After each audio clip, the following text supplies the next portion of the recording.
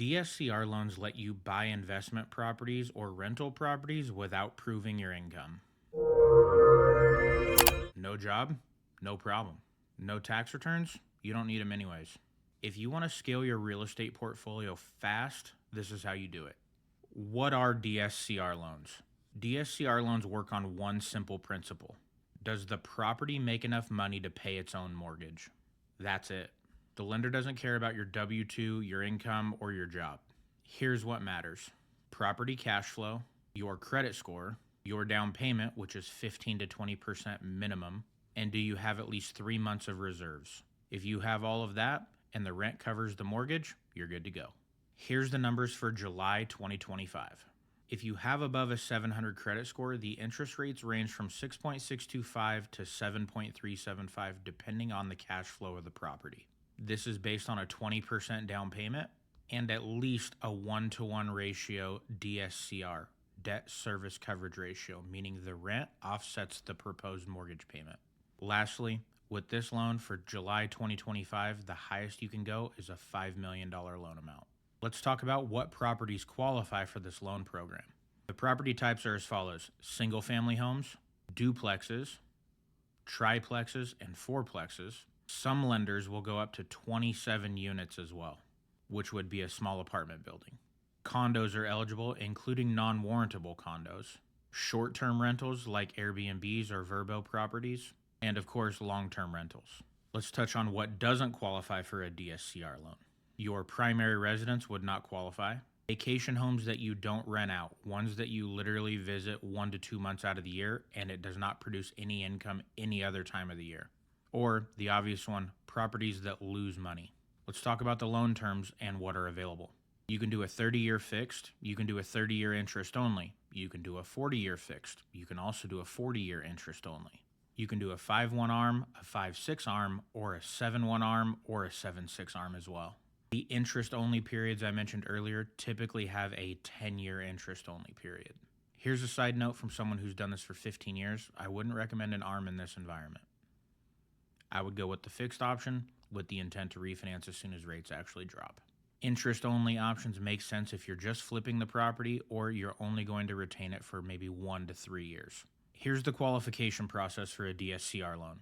If you have between a 620 and a 660 credit score, your interest rate by default is going to be disgusting. I would recommend working on getting your credit up, but it is an option. I'm not here to deter you. I'm just here to tell you the interest rate is going to be very ugly. At 680 plus, you kind of hit a spot. 20% down, you're going to get a decent rate. The best of the best is going to come from anybody who's putting 20% down and has above a 720 credit score. That's going to be where what we mentioned earlier rates we're doing for July of 2025. If you have a 720 plus, you're putting 20% down and the property at least meets a 1-to-1 ratio in cash flows, you're going to be on the bottom end of that rate scale.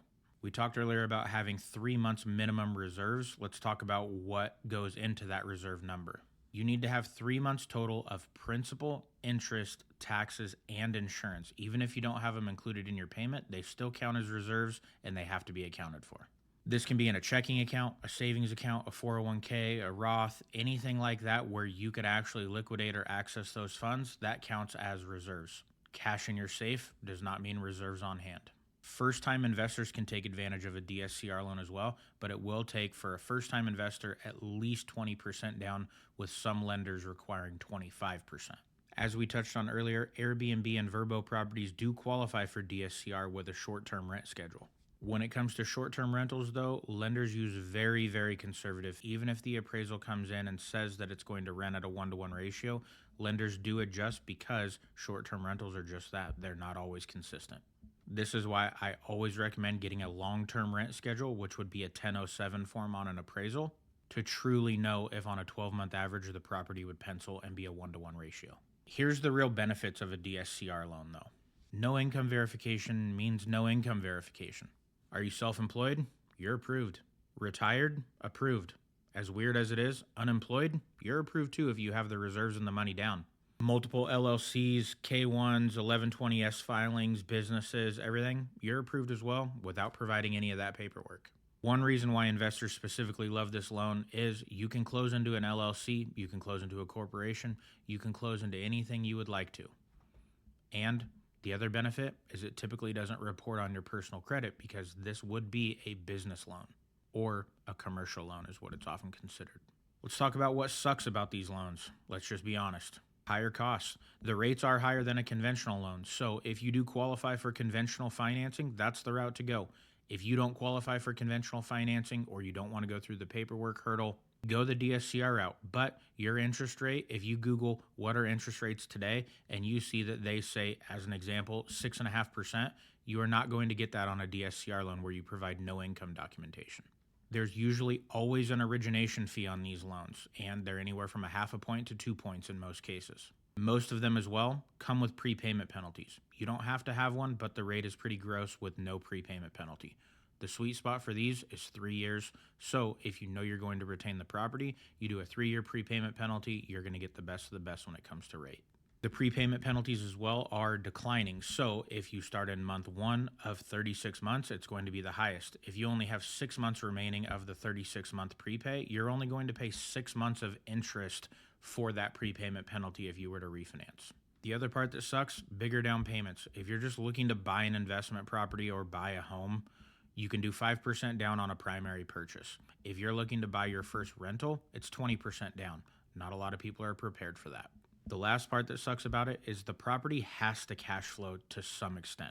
It doesn't have to be a 1-to-1, but if you drop below a 1-to-1 ratio, meaning $3,000 a month in rent, $3,000 a month in payment, let's say the property only rents for $2,500, but your proposed payment is $3,000. You're below a 1 ratio, a 1-to-1, and your interest rate is going to suffer, and you may be required to show more reserves and more down payment. So here are the action steps you should take if you're considering investing in real estate and you need to use creative financing. Step 1, let's talk and run the numbers. We have a couple of programs that can give us a pretty good idea of what the rents are, or if you have a realtor you're working with, if the property is already an investment property like a duplex, you could ask for the rent roll to see what it looks like. We then can talk about your scenario, run some numbers, and figure out if we're going to pencil out or not before we get too far into it. Step 2 is working with a realtor to find properties that work. You need to find properties that are priced well enough to then have rents to cover the payment. This is where you really need to dig in, and you may not be able to buy the very first thing you see. But if we keep in mind the property has to service itself, we can focus on that to only look at properties that fit that criteria. Step 3 is keep in mind these DSCR loans go quick. They can close in 2 to 3 weeks or as soon as you get an appraisal done. They're not a 30 to 45 day close like a lot of traditional financing is. So when it's time to go, it's time to bottom line. DSCR loans may cost more upfront and long-term with the interest rate, but they give you a lot of speed and a lot of flexibility. And for the most part, you're not stuck in the loan. You can pick no prepayment penalty, a 1-year, 2-year, 3-year, 4-year, or even 5-year prepayment penalty if you wanted to. And of course, you can always refinance at any time, but you do need to keep in mind the prepayment penalty you select. You're going to pay higher rates, you're going to be required to have a bigger down payment, and you'll have prepayment penalties. That's the part that sucks. But with all of that considered, buying properties without showing any income, no documentation, or even really having a job, you got to decide what is the worst part of that scenario. If you don't mind providing paperwork and doing it the traditional way, do that. If you want an easier path with a lot of speed and a lot of flexibility, DSCR loans are for you. The main question is this: you have to ask yourself, is the extra cost worth the opportunity to win the deal? For most investors, the answer is yes. Let's set up a call and talk about your DSCR loans. I'm available all week, anytime, 7 days a week.